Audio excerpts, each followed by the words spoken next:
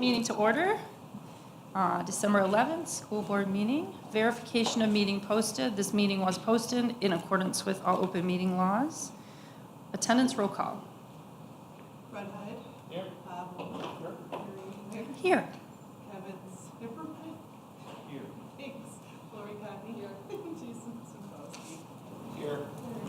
Everyone's here. All right. Myself, Tracy. Everybody is here, and we have a quorum, so we are able to make motions and pass motions.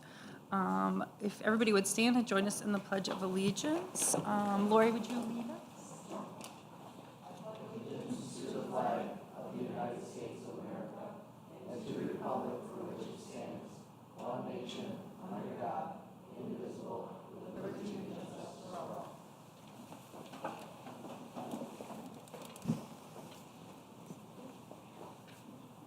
Okay, a motion to approve the agenda as presented. Any discussion? Hearing no discussion, all in favor say aye. Aye. Opposed? Motion passes. The agenda is approved. On to consent agenda. Motion to approve consent agenda as presented. Does anybody have anything they would like to remove for individual consideration? Nothing? Okay. All in favor say aye. Aye. Opposed? Consent agenda passes. So on to student representation. Good evening, everyone. To start, at Muskego High School, the principal, Mr. Irvine, has been promoted to the position of superintendent starting on July 1st, and the students of Muskego High School congratulate him. Moving on, at Mu Alpha Theta, or Math National Honor Society, they're having their Winter Math Week this week on the MHS Mathematics page, where students can submit the answer to math challenges each day and have a chance to win gift cards to places like Starbucks and Target. The Future Business Leaders of America, or FBLA, is hosting a winter coat, hat, and mitten drive to help families in need. National Honor Society had their blood drive last month and is currently working on a toy drive. Student Council is preparing for the Snowtacular event for the families in the community to come play winter-themed games and have festive treats. MHS is having their career fair tomorrow, so students signed up for 4 careers they were interested in hearing about at their last academic career planning meeting. Seniors, instead of going to the career fair, have their senior reality check, where they have a 90-minute simulation where they have to budget and make financial decisions. Spanish National Honor Society is helping with the Pulsera project still, and they're helping small artists in Nicaragua and Guatemala get more sales on their handcrafted bracelets and purses. These will be on sale for another week till the 18th. HOSA held their Chipotle fundraiser last week. The band held their Sound of Seasons concert in the PAC last week. Last week, girls wrestling team came in first at the Black Shirt Invite. Boys swim and girls gymnastics has also started their seasons in the last couple of weeks. Boys basketball is off to a great start, currently undefeated in their record of 5-0. Boys wrestling also found success, having placed second at the Slinger Invite. And girls basketball is also paving way with a win against McGuanago by 10 points, bringing their current record to 7-1. At Lake Danoon last week, students had their iReady diagnostics for math, and this week, today and tomorrow, they took the reading diagnostic. Lake Danoon had their winter band concert last week, held at Muskego High School, and their choir will have their concert this Wednesday, also held at Muskego High School. The students are diving into academic career planning with the aid of Zello, and they're learning how to use it, the different career options they could go into, and other pathways of learning. Students Taylor Bram, Bella Seglink, and Sophia Gibson came first, second, and third, respectively, in the Peace Poster contest. These students get to show off their work at the Muskego Public Library during the month of December. Yearbooks are currently on sale till the end of February for $25 each. Lake Danoon had their Winter Wonderland dance last Friday, and students could dance. There was an open gym, and there were raffle opportunities. Open gyms are continuing on Saturday mornings throughout the month of December, And finally, during the month of December, students have about 7 holiday dress-up days until the 21st. At Muskego Lakes, students are also in the midst of iReady diagnostics, math being last week, reading being today and tomorrow. Thursday, the choir students will have their concert at the PAC at 7 p.m. On Friday, the 6th grade students will have their science fair. Muskego Lakes has also been having many co-curricular meetings, including wrestling, knitting and crochet club, cheerleading, art club, National Junior Honor Society, student council, chess club, jewelry club, homework club, robotics, and boys basketball. Pictures of the lost and found are continuing to be updated on the Muskego Lakes weekly newsletter for families to look for their missing items. There's a sign-up also on the weekly newsletter asking for donations of snacks for the staff and teachers at Muskego Lakes.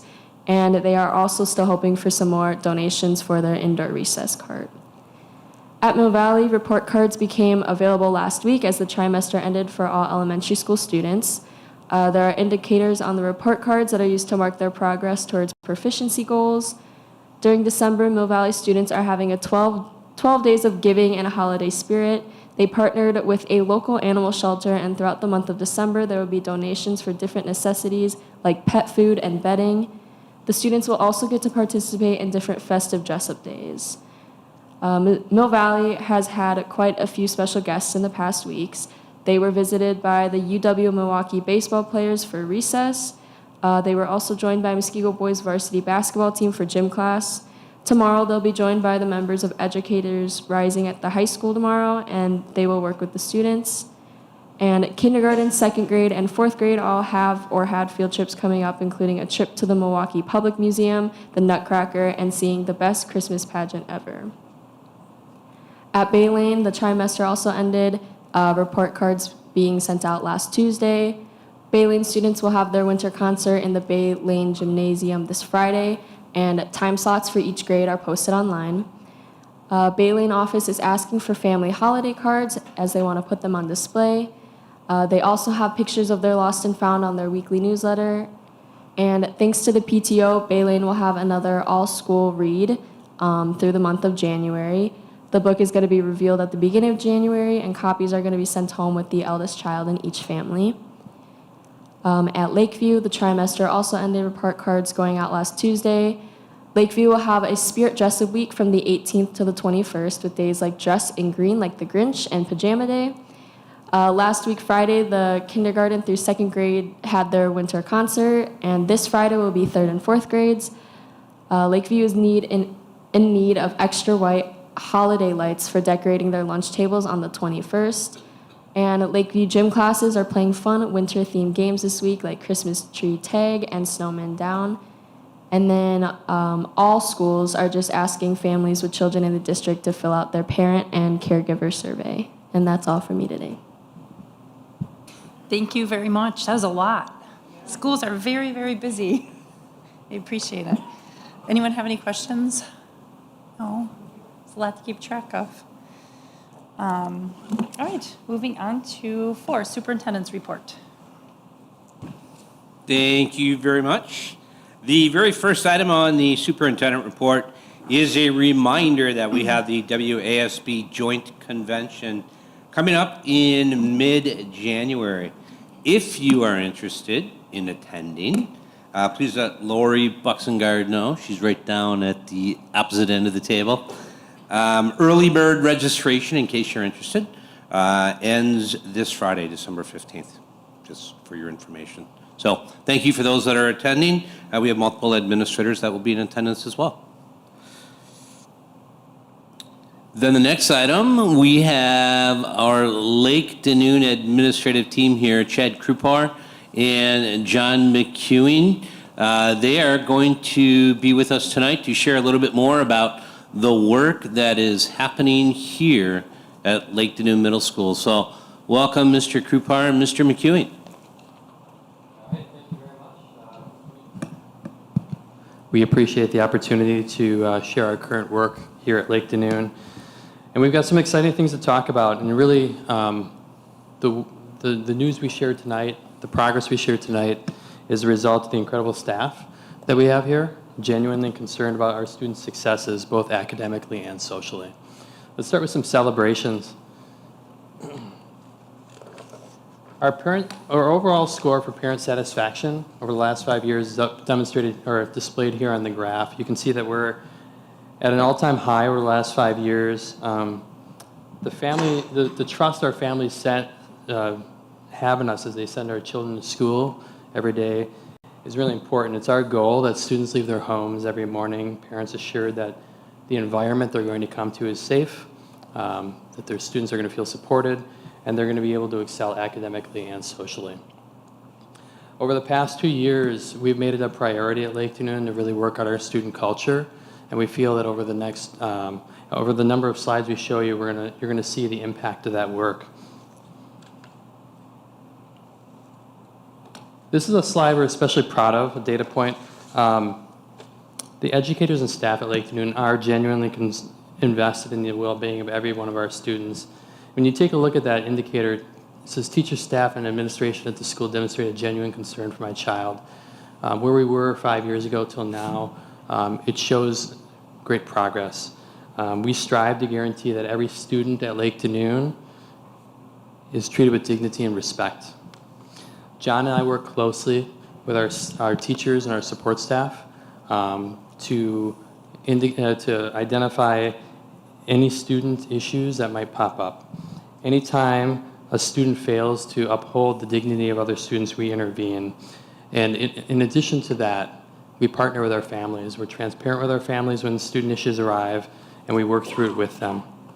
One key strategy we feel really has made a difference is a daily check-in form that we use as an administrative team.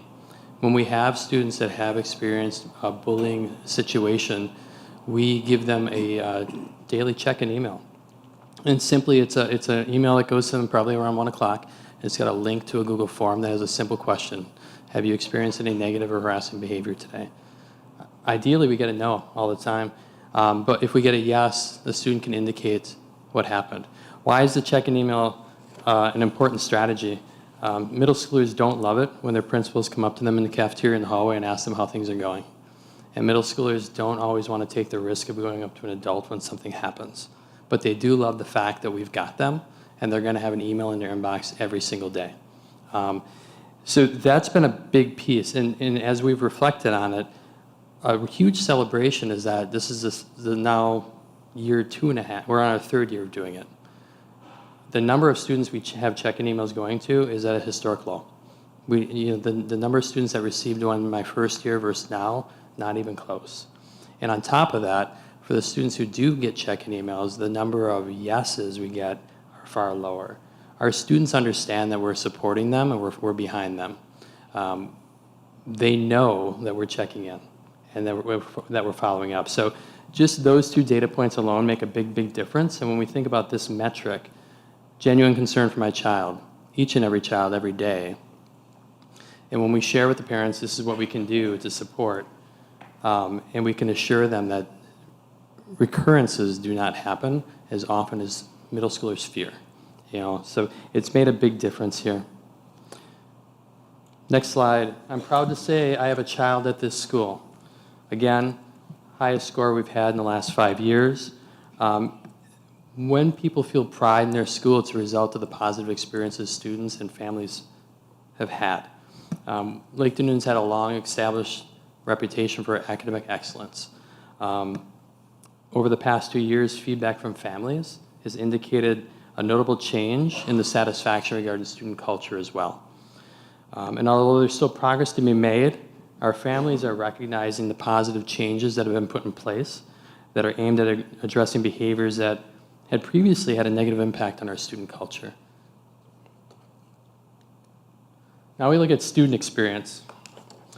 Overall total score, it is much higher than it was, but I still see this as an opportunity too. We have work to do. We're on a journey, and we haven't reached our destination yet, but we're growing. And when we think about why are we seeing an increase? It comes down to a couple different things. We mentioned one already, the way we check in with our students, the way we uphold the dignity of all students, and we ensure that their middle school experience is a positive one. That's huge. We also work closely with our students to gather feedback, and we try to act on that feedback. Middle schoolers are trying to communicate something to us, and oftentimes they just want to have a voice, and they want to have some level of control. So we love to listen to our middle schoolers, and some of our ideas over the last couple of years have come directly from them. Increased spirit days, creation of new clubs. Hey, can we have a Dungeons and Dragons club? Yes. And when we lost our advisor to that, so many students in the hallway, what's the status? Is somebody coming? You know, good news is somebody's coming. We got it up and going. Harry Potter club. Any number of clubs that come up, yeah, let's see. You know, let me put in the staff update and see who has an interest. We also are working on providing more and more choice for our students. The more times you give students choice, especially middle schoolers, the less friction you get. We don't have assigned seats at lunch. I mean, some of our middle schoolers are less than a year away from high school. They don't need assigned seats. So giving them the flexibility of like, yeah, sit where you want to sit. We're currently working on adjusting our recess lunch strategy. This is the time of year that kids like to take long bathroom breaks and forget their coats. And because let's admit it, you know, it's cold outside. So when we come back from break, we're going to have a new system where if you want to stay inside, stay inside. If you want to go outside, go outside. So we're going to lay that out from again based on student feedback. I had lunch with, I think it was about eighth graders who had a plan. They had done research, they had ideas, and they proposed it, and we're going to run with it. In addition to that, our PBIS system has a process in every classroom for students to take a break if they need it. In the first year, we had made the decision, let's call home to let parents know if a student had to take a break. And we had a number of students say, taking a break is supposed to be just for me to take a break and get back on track. When you call my home, I don't care what you tell my parents, it's a consequence. You know, I'm going to have a conversation. So we had a lot of conversation around that. We're like, you're right. Let's not call right away on that take a break. Because if you go to take a break and you come back and you fix it, that's a win. You know, because that's what we have to start building up in our students. So again, taking their feedback and acting on it. So something we're extremely proud of is our PBIS system. This is one of our top priority areas that was identified by our leadership team. When I began at Lake Danoon about 2.5 years ago, both families and staff identified student culture as a big need, a big opportunity to improve. They spoke to the student culture in a way that they felt it really didn't support the learning that we needed to see. So after being identified as a huge priority or top priority, we talked about why. And it became a priority because we feel strongly that in order for our students to achieve at a high level, they need to have a clear understanding of what it feels like or what is expected to be safe, responsible, and respectful at school. This allows them to focus on their classwork, enjoy their peers, and ultimately wake up every morning excited or at least open to coming to school, but we don't want to hear that someone's dreading coming to school. If you take a look at our data up there, our Tier 1 system, this is current data as of last week. We have 685 students at Lake Danoon. 664 of them have had 0 to 1 referral so far this year. That's 97% of students. That means either 97% of our students have not had a major incident, or if they had one office referral, they did not repeat whatever happened. 16 students, which is just a little over 2%, have had 2 to 5 referrals. And then we have 5 students out of 685 that have had 6 or more referrals. That's a huge win. PBIS systems would say Tier 1 success is 80 to 85% at that 0 to 1 range. So we're really in a great place. And as a result of our Tier 1 system being strong, we've been able to bring in Tier 2 this year. Our teaching and learning coach that's focused on behavior has taken on the lead of the Tier 2 system. And the goal with Tier 2 is to proactively intervene. When we have students who are not having their needs met by Tier 1, these would be students that we identify as having either 3 minor referrals in a 30-day period or 2 major referrals in a 30-day period. She'll meet with them weekly. She'll set goals with them. She'll problem solve with them. They review the point sheet from the week that has an outcome of how they did on responsible, respectful, safe in each one of their classes, and then just have conversations around that. Currently, we have 10 students in our Tier 2 system. 8 of them are responding positively. 2 have already exited. Why is that important? Middle schoolers are not a finished product, and we need to support them in many different ways. When we can identify students that need a little bit more than Tier 1 can support, if we can give them that opportunity to problem solve, goal set, reflect, get some wins, get some positive feedback, and grow, we can smooth out some rough edges early on and keep those numbers at Tier 1 really looking strong.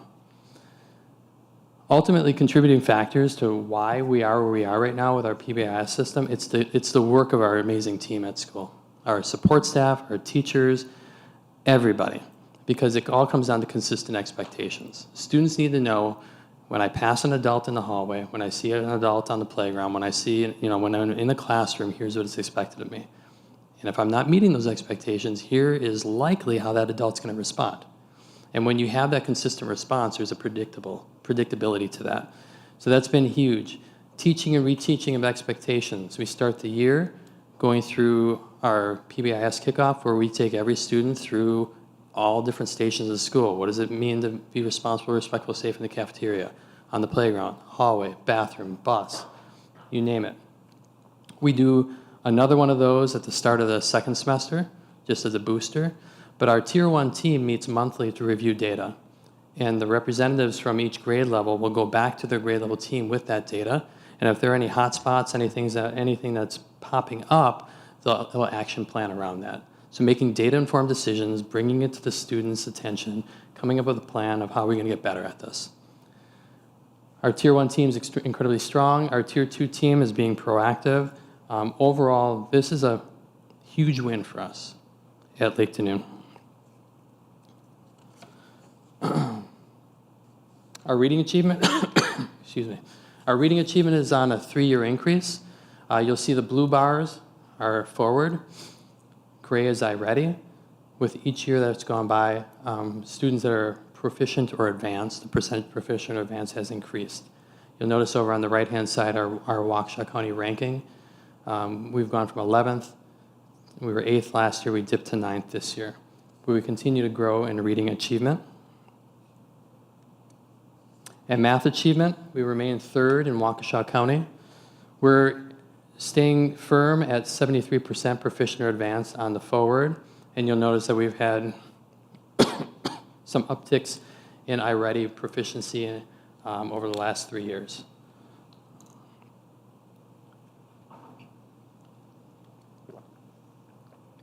All right. So, opportunities. While we have a lot to celebrate, there are really some key opportunities to improve. And just as we've collectively tackled other opportunities to improve in the past, we have a plan in place. We're collectively addressing the current areas I'm going to share with you. Before we discuss those action steps, though, I want to share with you our opportunities, and then we'll get into what we're doing about them. So what you see here is a 3-year representation of our state report card. Starting on the left, 2020, 2021, and moving to our most recent report card. Starting at the top, you'll notice that our overall report card score has dropped in each year. Interestingly enough, you'll notice that our achievement has not dropped much at all. It dipped last year, and then it came back up on our most current report card to 4/10 of where we were 2 years ago. So our achievement remains strong. The areas that are causing our score to drop are student growth and our target group. So when you look at student growth, that basically is just how well you grow a student over the course of a year, over what's expected. A student could be advanced, but you still need to grow them. Proficient student, you grow them. We often think about growing students as students who are below level. It's not just those students. It's those proficient and advanced students too. How are we stretching them? How are we not just maintaining that proficiency level, but really growing them within that proficiency band? Our target group is represented by the bottom 25% of our students according to achievement. What's interesting about our target group is, with our achievement where it is, our target group ranges from students who may be multiple years below grade level to students who are at the low end of proficiency. So we have a wide range in that target group. What's happening with our target group is those students, that target group number is almost a report card in a report card, basically. They count for our achievement, they count for our growth, and then they also count again as a group all by themselves. So it's all about growth for us at Lake Danoon. And the question that we really were left with was, if our achievement is where it is, what's going on with our growth? And what we're seeing as you dig into the numbers is that our incoming fifth graders from Mill Valley and from Lakeview are coming to us at levels of proficiency and at higher levels of proficient and advanced than we've seen historically. We've got to adjust for that. Okay? We've done really well throughout the years. But now that we have students coming in that are higher level students proficient, higher level advanced, how are we stretching them? We also need to meet the group that is not quite proficient yet. So when you think about a continuum of learner in our classroom, we have students who are below level that need to work on prerequisite skills, that need to work on cleaning up misconceptions, but we also have students who are already coming in at a high level too. So we have to make sure we're not teaching to the middle. We have to make sure we're addressing the edges. So we're going to talk more about that and what our plan is in just a moment.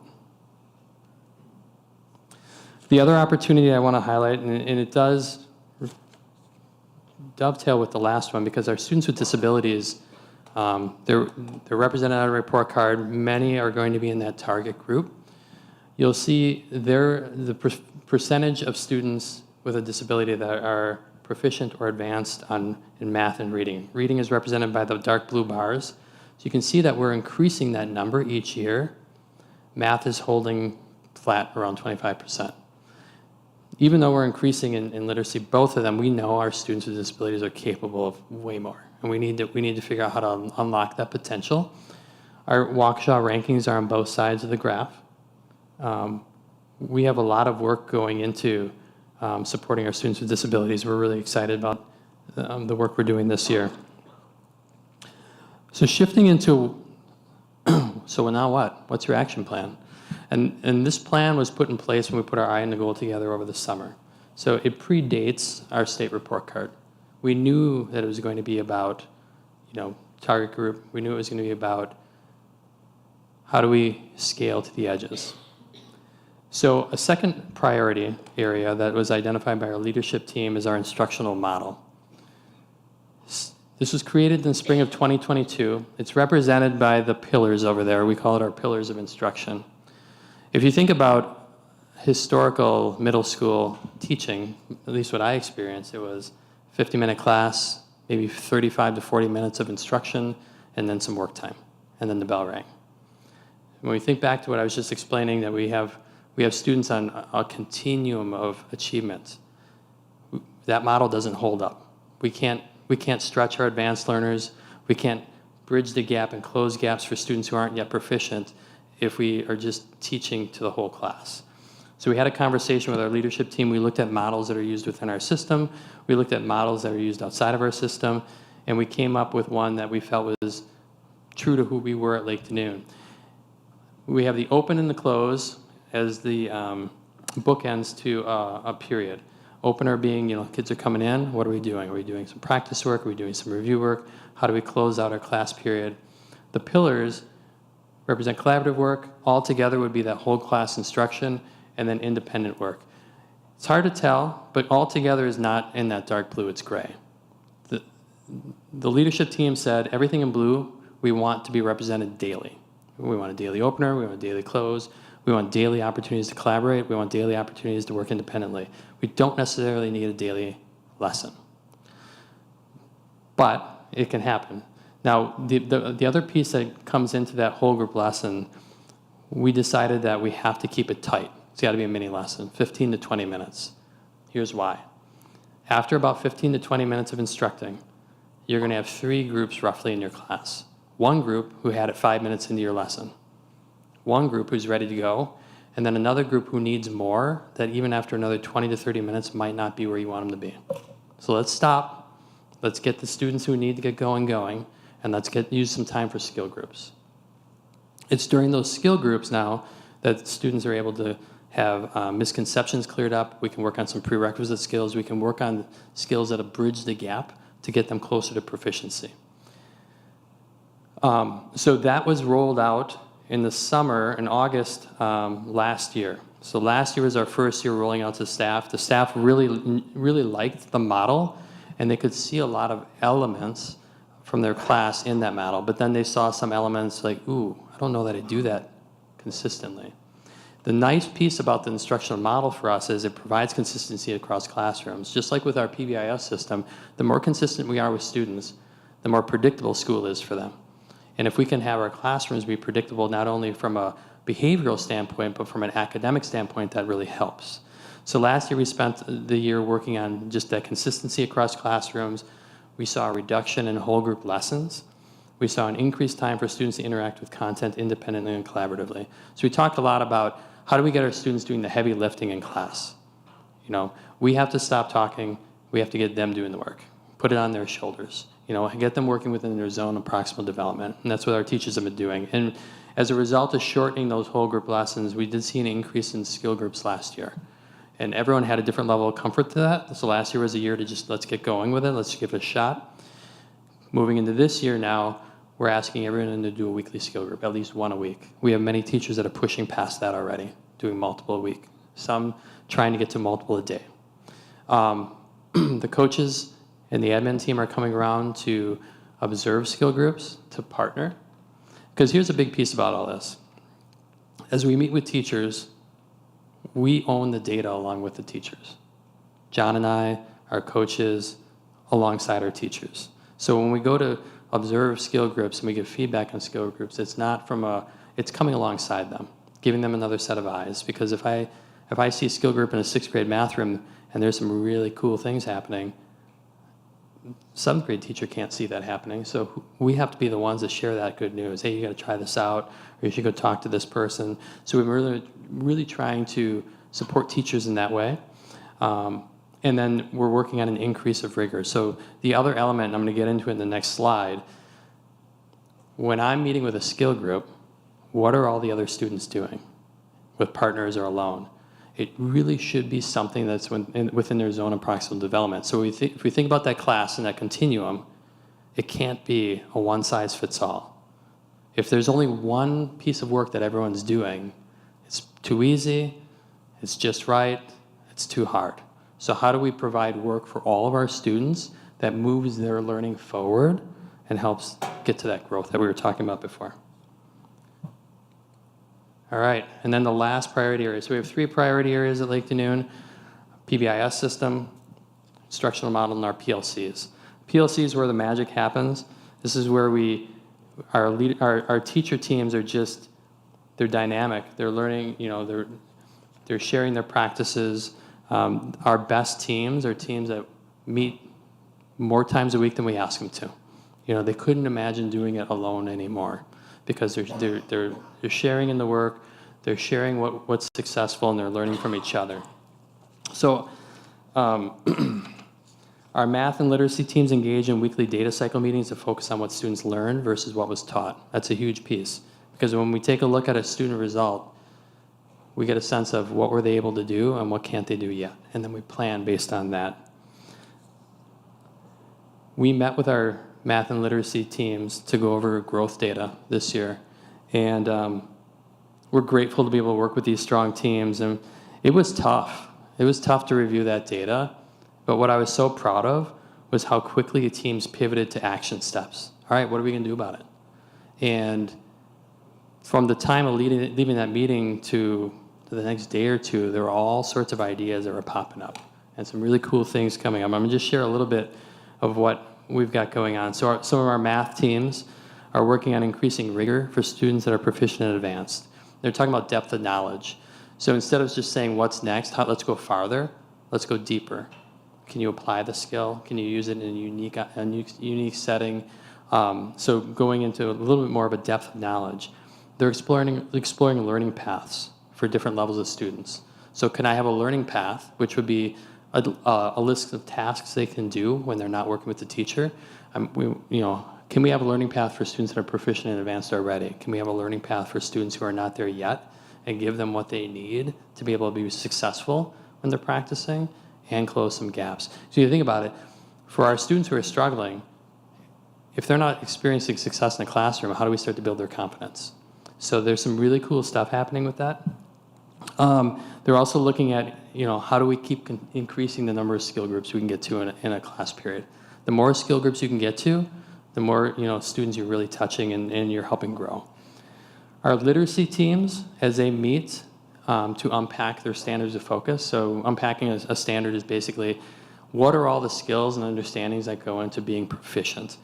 They'll unpack it for proficiency at the grade level, but they're working on scaling it backward and forward. That way, when we have students who are already advanced, we can look at what characteristics are showing out here and what could be a next step.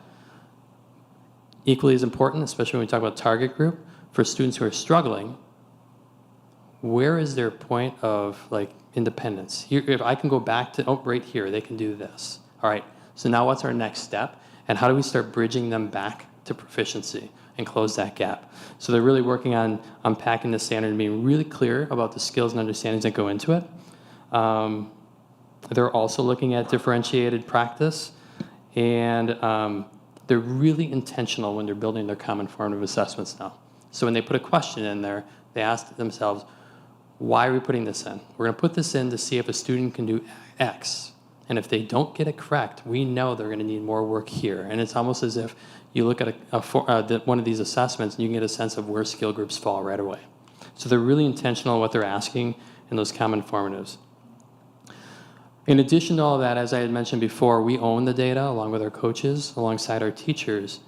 We're meeting with our teachers monthly in what we call target group meetings, just to have a conversation around how are students in the target group doing? Who's growing? Why are they growing? Can we scale it? Who's not growing yet? What's getting in their way? What support do you need?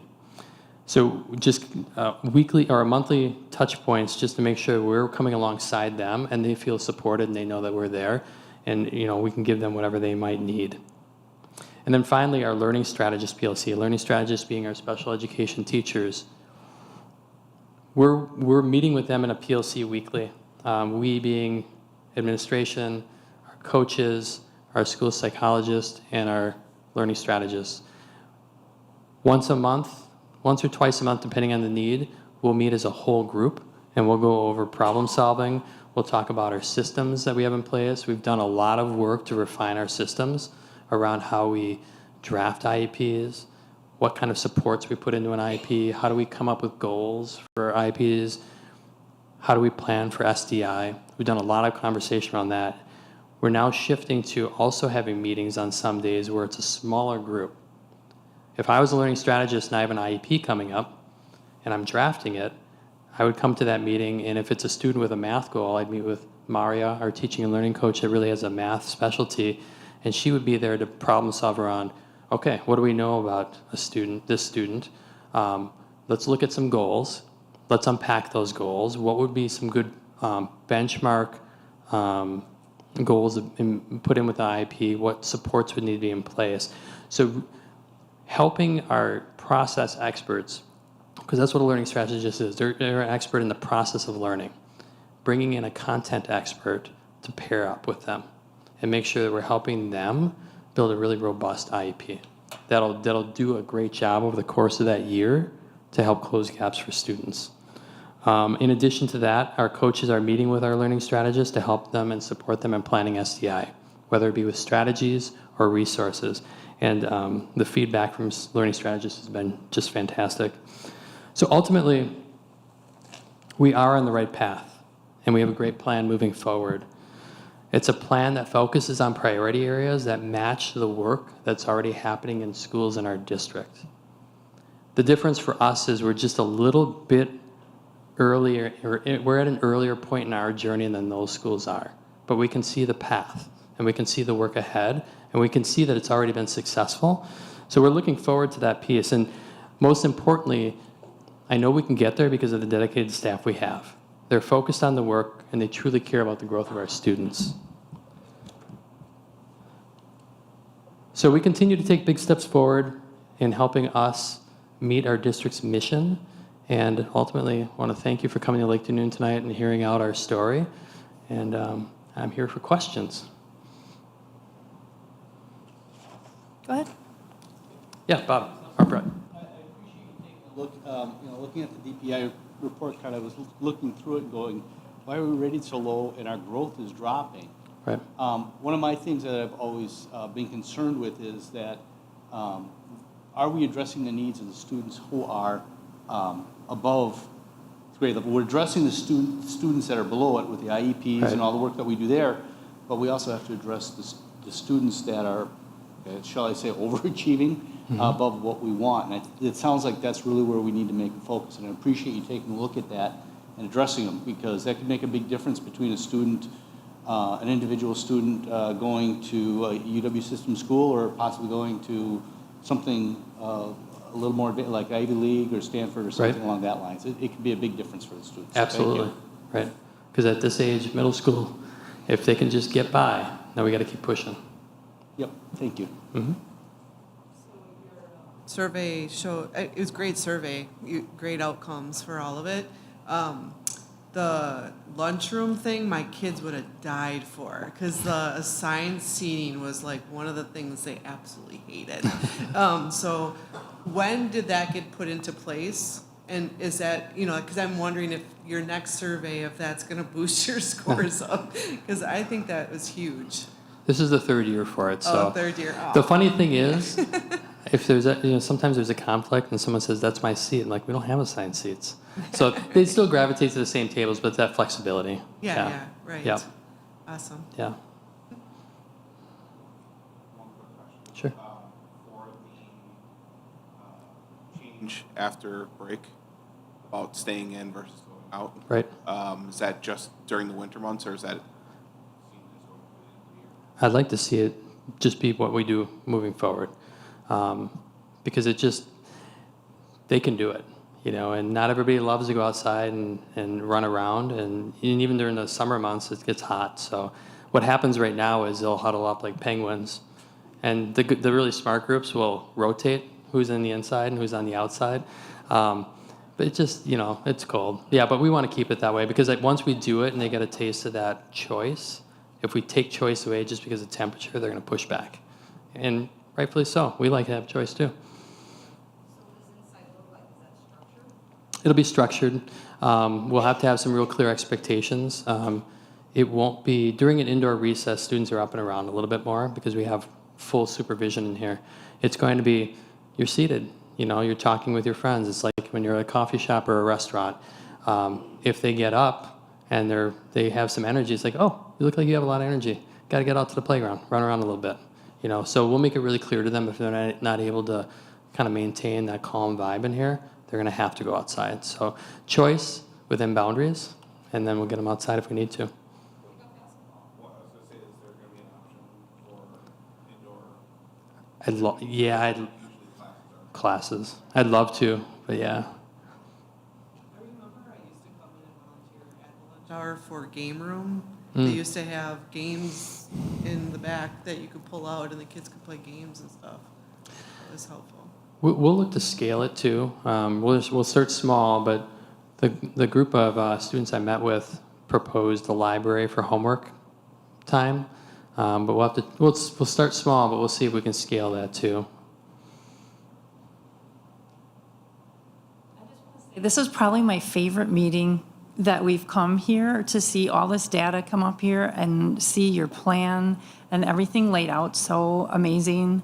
I'm really looking forward to seeing how things go in the next, few years. It takes a while to get all this in place.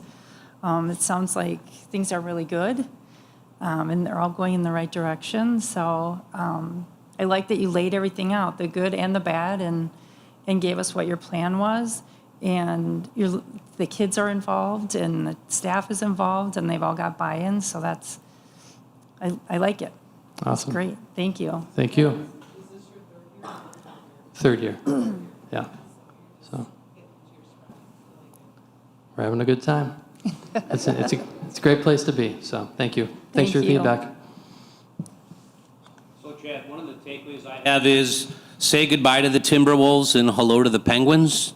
I don't know. We just got Timber, our mascot Timber, so I don't know. Can you get us a penguin? We'll work on it. Okay. Thanks so much, Chad. you. Appreciate all the work that you're doing. So the next item on the superintendent report is an update on education for employment. And we have Mr. Micklig here, and I believe several students from Muskego High School. 2 or several, yes, we can go with that. Awesome. So tonight's kind of E4E presentation, so the education for employment, we're kind of focus on a lot of the work that's been done and stuff we brought in-house. So very thankful and fortunate that this board explored the referendum and that was passed successfully. With the referendum, a lot of work at the high school was done around appropriate courses to be put into those spaces. And so you can see right here with our new CTE spaces, the courses that are going to be implemented. We really have strong relationships with our business partners in the community, and so we've been vetting the curriculum out and asking our regional partners what are the in-demand areas, but then also being very conscious about the flexible space. So how can we adapt 5, 6, 7, or 8 years from now? So we have a lot of new courses in architecture and construction, which we've been frozen at for years because we didn't have the space. And then our manufacturing, fabrication, engineering was designed or redeveloped and reimagined this year. CNA, we are full swing. It is in-house now. So for those of you who have been with us since kind of the start of Connect Academy, the health science area is targeted as one of our highest areas of interest by our students. We used to have 1 student that did a work-based learning experience in the healthcare industry. We are now going to see 40 students getting their CNA certification this year at the high school in partnership with Gateway Technical College. So being able to bring them in-house on campus has just streamlined the opportunities for our students because they're not losing travel time to go to the technical colleges. And then it also gives them the flexibility to not have to lock in a big chunk of their summer. So we can continue to see growth there. And then with the new facilities, we'll have a visible lab that will continue to show students the great opportunities that they have in-house. One thing I want to point out is what our business partners are saying about our students.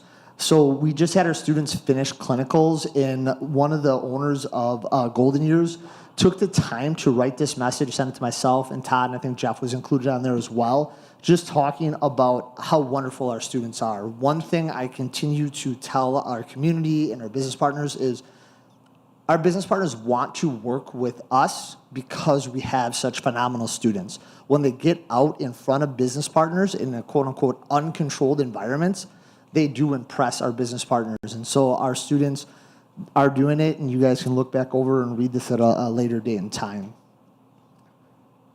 One thing I want to highlight is the grant work that's being done. So we have a lot of unique opportunities with alternative funding that supports CTE and youth apprenticeships. So last year we worked in conjunction with the McGuanago School District and brought in the youth apprenticeship grant in-house. So we are now currently writing that grant, which brings in more financial opportunities to help support the work. Year-to-date award is $100,000. And we're currently working, I'm sorry, I jumped guns here, sorry. The Department of Workforce Development also has a Fast Forward grant that supports equipment purchases. So myself and Andy have been working very diligently because it's an in-kind match grant. So every dollar that we're spending through the referendum on our CTE equipment, we're capturing grant dollars to make sure we get all the equipment needed in those spaces. So we've been, this cut out, sorry. So we've currently been awarded $100,000 year to date. We're currently working on another $50,000, and then we're looking to go after another $50,000 in the spring. So everything that we've dreamed or wished that we could have after talking with business partners is probably going to be a reality here is in the next couple months here. The other thing we were awarded is a fabrication grant. So with the fabrication grant, we were also able to support our robotics club with the addition of the new space and make sure they were updated to their equipment and their needs. So we've done a lot of work in capturing extra dollars through the referendum project to come back to support our students in our community. Now onto the YA grant, which is still under the Department of Workforce Development. Sorry, I jumped. So last year we brought this in-house. We used to be a part of the consortium with Waukesha County Technical College. We saw an opportunity that if we did the work in-house ourselves, we would capture a lot more dollars to support our work-based learning programs, our initiatives, and our experiential learning. We have a potential for 300 YAs in year one between us and the McGuanago School District. And to put into perspective, with representation of 12 school districts in the WCTC consortium, last year they reported about 383 students. So this partnership has continued to help us grow and enhance our opportunities for our students, our business partners, and our community. We ourselves have currently 217 students in a work-based learning experience. We launched a new CRM system, so a customer relations management system that streamlines all of our paperwork for our students, our parents, and our business partners to also help us track the opportunities that are there, but make it more seamless between rotating back and forth.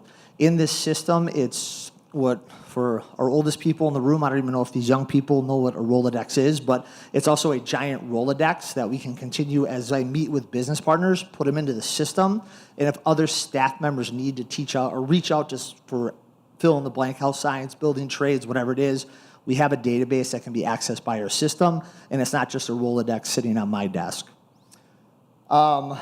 We currently to date have 980 contacts. We just updated that last year, so those are live and active business partners. We update every 2 years, just verifying that they still work in that place of employment and they would still like to be on our contact list for opportunities to work with our system.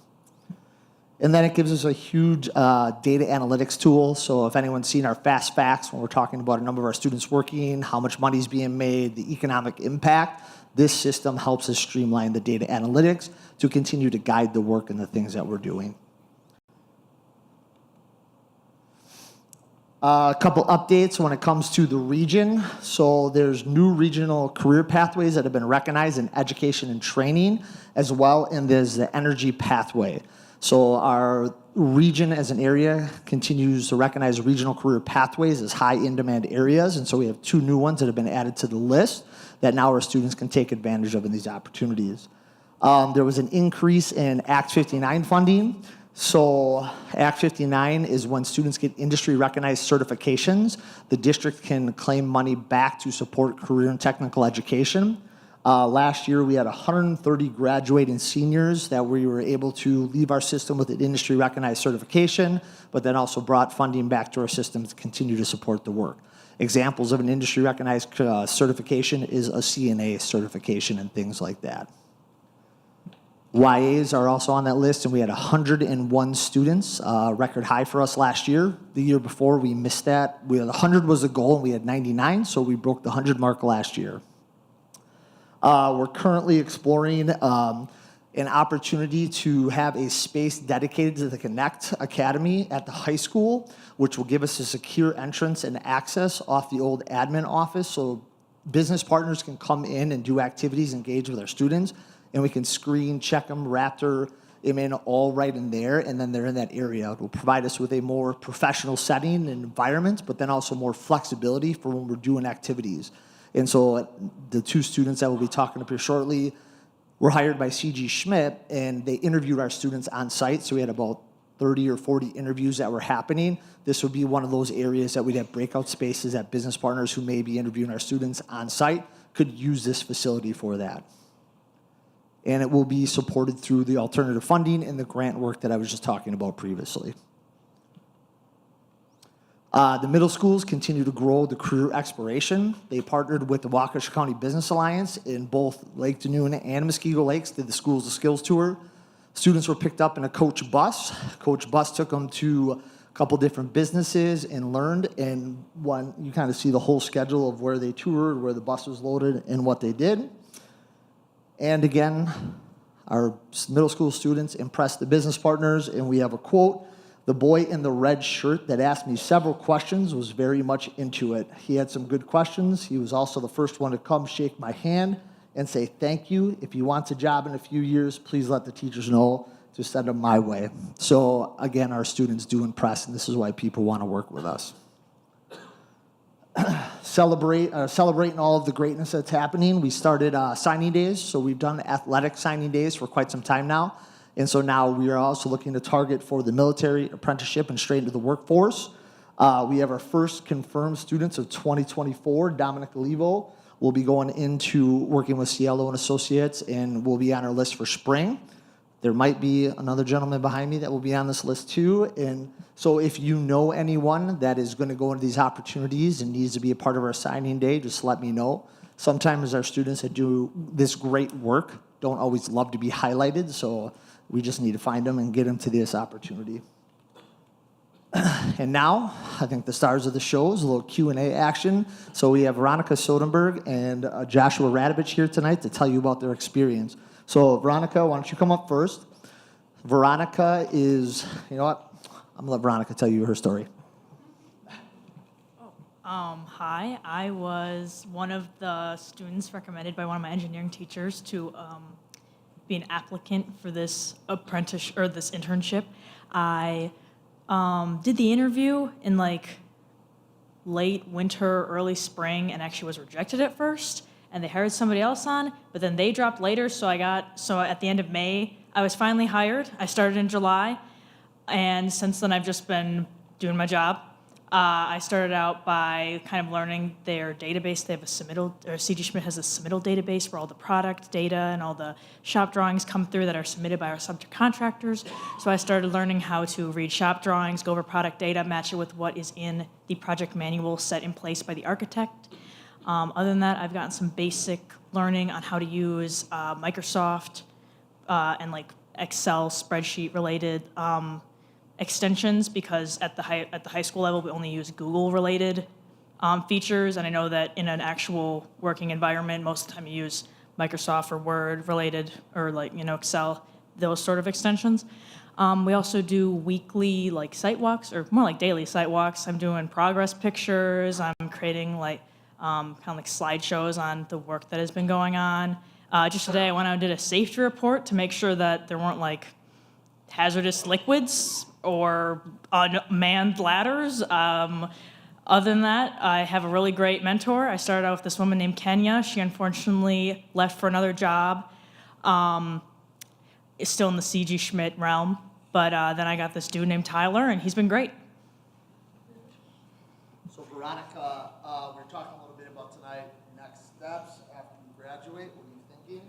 As of right now, I have submitted my applications for Madison, Milwaukee, MSOE, Marquette, and Northwestern. And right now I've heard back from MSOE, so I might go there, and I would most likely go into something construction related, construction management related, in civil engineering as well.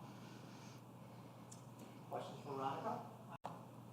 Did you take advantage of the Project Lead the Way courses to help you with your decision of whether or not you wanted to do this program? Yes, in sophomore year I began taking Project Lead the Way courses, so I did an intro to engineering and design that year. And then just in my junior year, just last year, I took my civil engineering and architecture job, which is that teacher, Mr. Glopper, is the one who recommended me to have this opportunity. And those definitely helped fuel this interest and get me to where I am now. Perfect. They also help on the MSOE level. MSOE Yes. will give you money for doing those Project Lead the Way classes, so that's a definite help. Yep, my son got civil engineering at MSOE, so totally understand. One of the things he actually recommended, there's a degree that's out there called the ACE degree, where you get architecture and civil engineering, so it's the ACE thing, so you might want to look into something like that. Any questions for Veronica?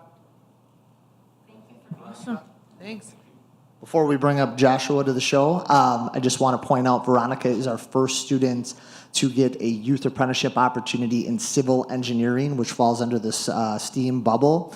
To date, those are harder opportunities to find, and I think Veronica is definitely going to open up doors for a lot of other students because of the work she's doing. So now we have Joshua who's going to come up here and talk to us. He's working on the high school in the construction realm. So Josh, tell us your story. Hey there. So basically, it all started.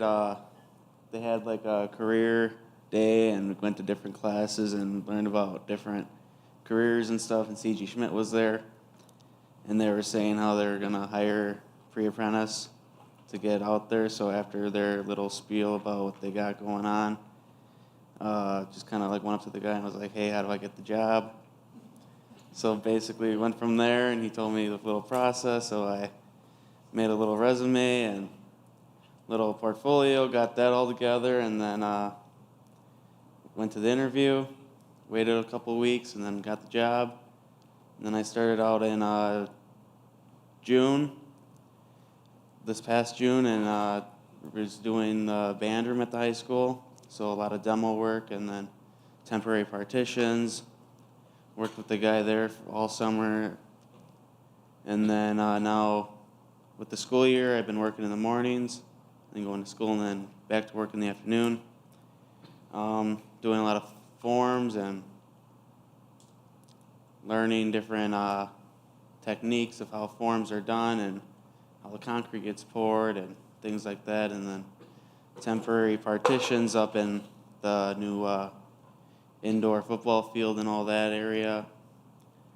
And now we're working on bleachers, concrete forms for the bleachers. A lot of new learning experiences, and hopefully takes me into a career of carpentry after school year here, to become a real apprentice and get going with that. So I'll be able to get up to 450 hours doing the pre-apprentice, and then next semester construction and blueprinting class will get me some more hours earned. So right after high school, I'll be able to almost be at the next pay scale to get my way up to journeyman. So for just so some of you know what he's talking about, so he's currently in a pre-apprenticeship with the Carpenters Union through C.G. Schmidt as a general contractor. His work experience is gaining 450 hours towards his level 2, and then the industry recognized certifications that we talked about earlier, we have in our level 1 construction course. That certification will give him another 450 hours. So after about a month's worth of work, if he continues with C.G. Schmidt, he'll be at level 2 of his apprenticeship program with the Carpenters Union. So that's what he's kind of talking about right there. And Josh, I just want to let you know, you're such a modest guy right now. There was about 20 other students that went after one spot, and what got him the job is at the career fair, he walked up to Steve and talked to him. So we had a lot of other people that were highly recommended and could have been good fits for this, but Steve basically, I think Steve said, I want Josh. He came up to me, he talked to me, and so Josh, you earned it. Like, you went and got it right away, so congratulations. Thank you. So, questions for Josh? Morning. Earlier, I wake up about 4:45 and then get there around 5:30. Ooh. And I saw them, they were working this past weekend in the rain. Do you have to work on the weekends too? Once in a while, but Okay. mainly a lot of masons are working with walls Okay. and stuff.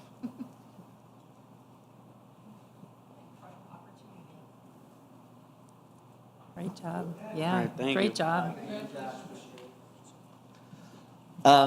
I kind of jumped into the students. Is there any questions for me on the work that's going? Thank you. And I appreciate everyone's support and where we've gone from. I mean, really think about it. 18-19 was the pilot year. 19-20 and COVID was our actually first real year, and where we've gone from there to where we're at today. It's just amazing to see what our students are doing. So thank you for all the support. Bob? So it's a semester, but it's a modified semester at the high school because it goes off the Gateway's technical college's calendar. So students finish a little earlier than what our normal students do in a semester.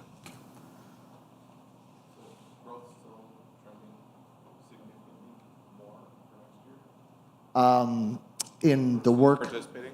in the work-based learning portion of it, I would say potentially yes. We're hearing from our students and families that they value the time working, the certifications, and not only the opportunities that students are being provided, but there's a lot of financial awards coming back to them to pay for their next steps of what they want to do. When we pulled last year's data, the average of every student working in all career fields was $12.95 on average of what kids were getting paid, but I'm seeing kids getting paid up to $20+ an hour.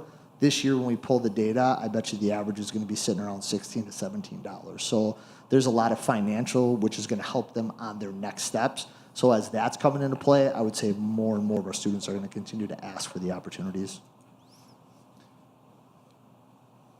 Okay, thank you. Thank you, Mr. Micklig. You know, a few years ago, we asked ourselves, I wonder what a college career experiential learning coordinator would do in that particular role? We don't ask that question any longer. It's awesome.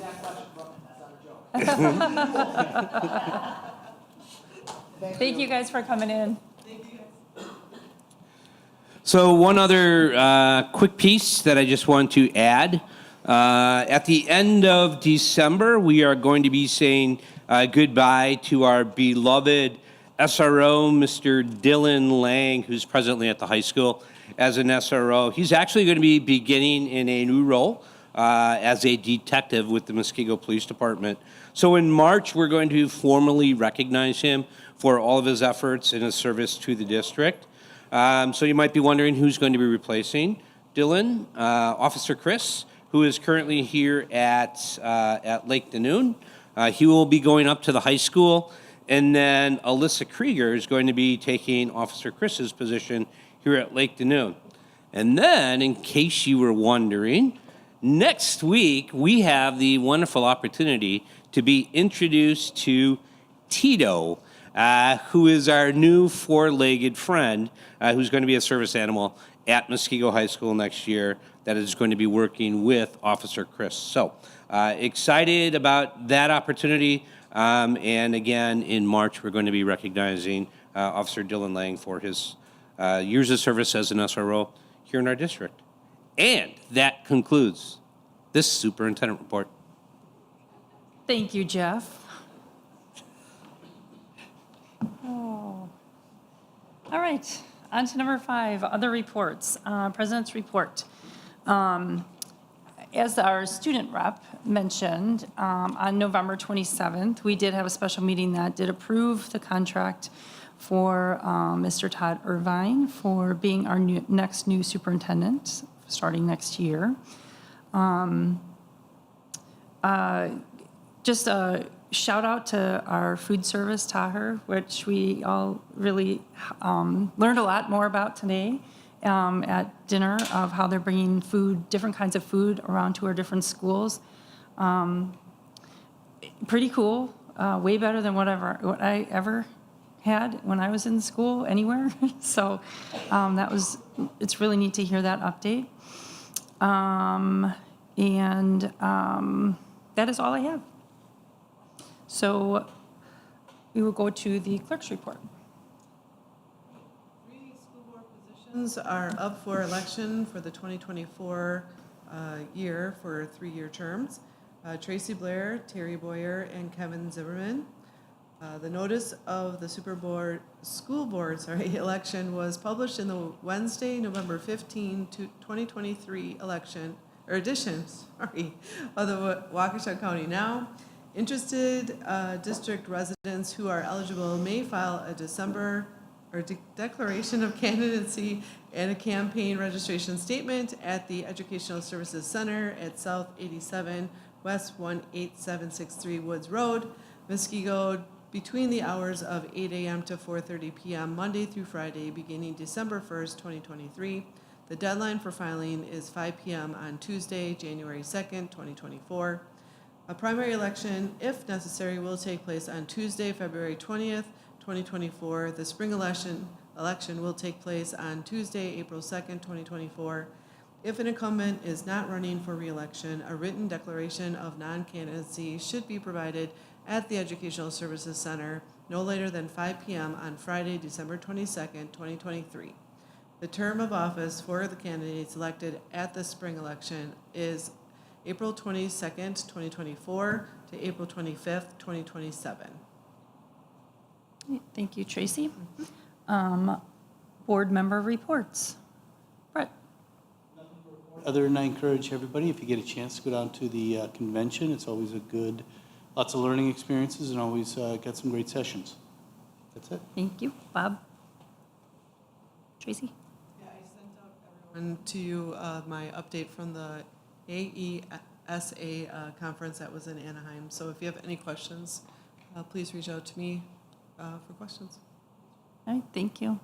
Kevin, Lori, Jason. All right. Okay, committee reports. So anything from educational services? Nope, okay. Policy committee report. We've not and we have a number of different, we move forward some rescissions of policies that are duplicative and are in other sections, so we'll bring that forth next time. Okay. There's stuff that we're going to be looking at today? There is, and that was reviewed at our last policy meeting. Okay. All right, and any plans for Business Services Committee No, to meet? still kind of working through what we should be covering in business services. Okay. All right. Moving on to resolution action items. The 2024-25 school calendar.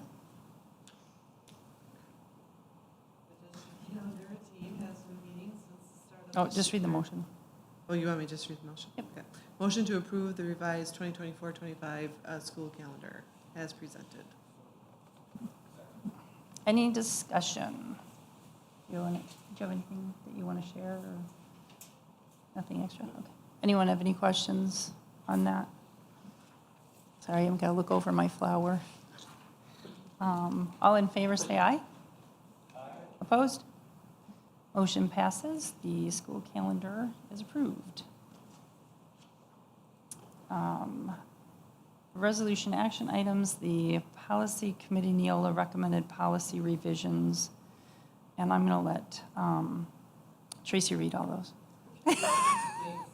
All right, starting with policy committee, Neola recommended policy revisions, policies to rescind 0144.2, board member ethics, 3123, section 504, ADA prohibition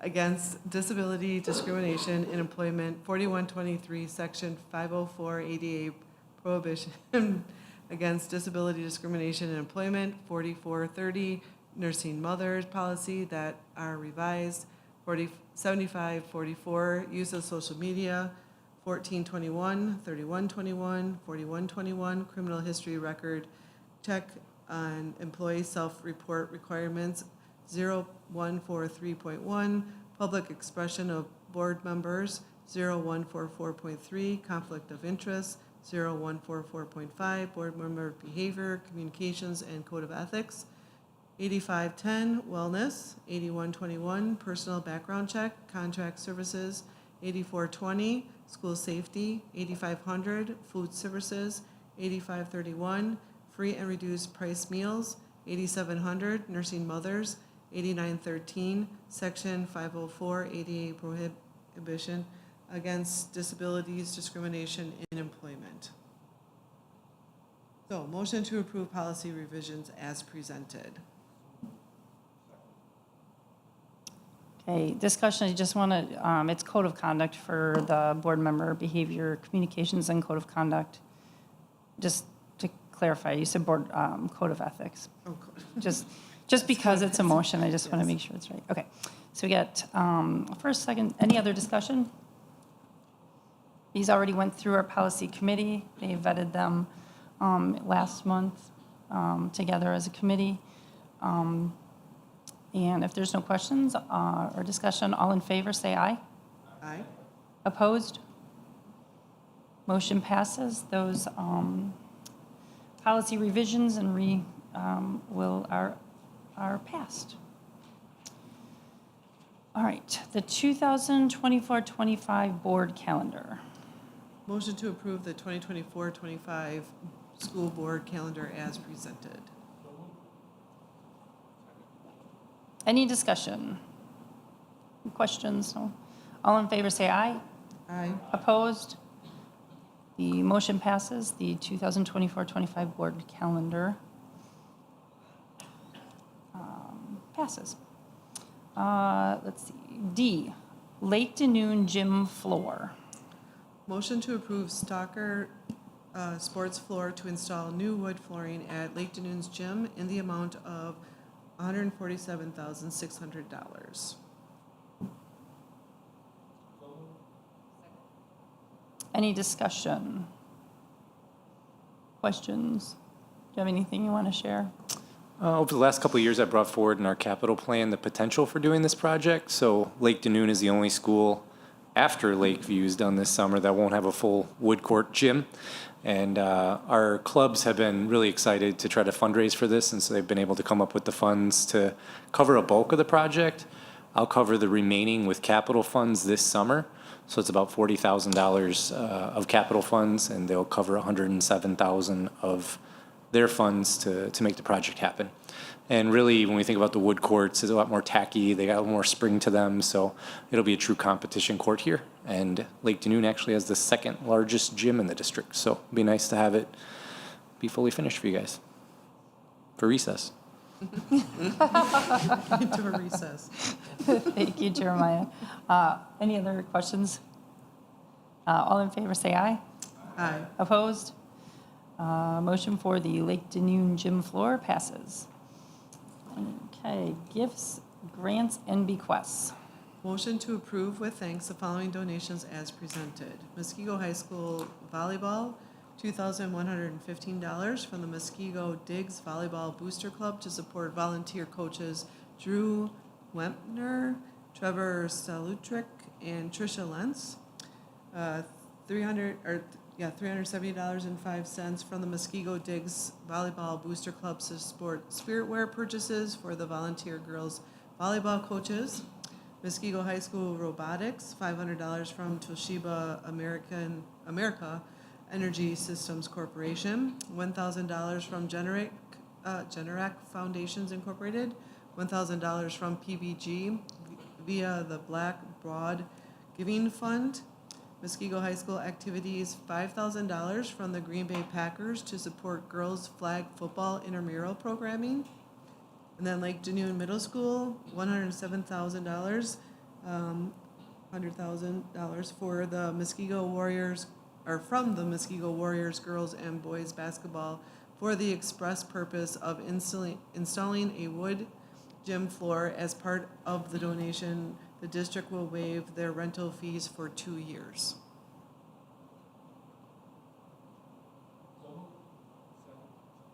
Any discussion? Thank you very much. Thank you. All in favor, say aye. Aye. Opposed? Motion passes. All right. Discussion items. Is that Julie, anything that you want to go? The budget calendar Okay. for 24-25. Anybody have any questions for Julie on that? All that interesting stuff. All right. Moving on to 8, information follow-up. You've got your financials, personal information memo.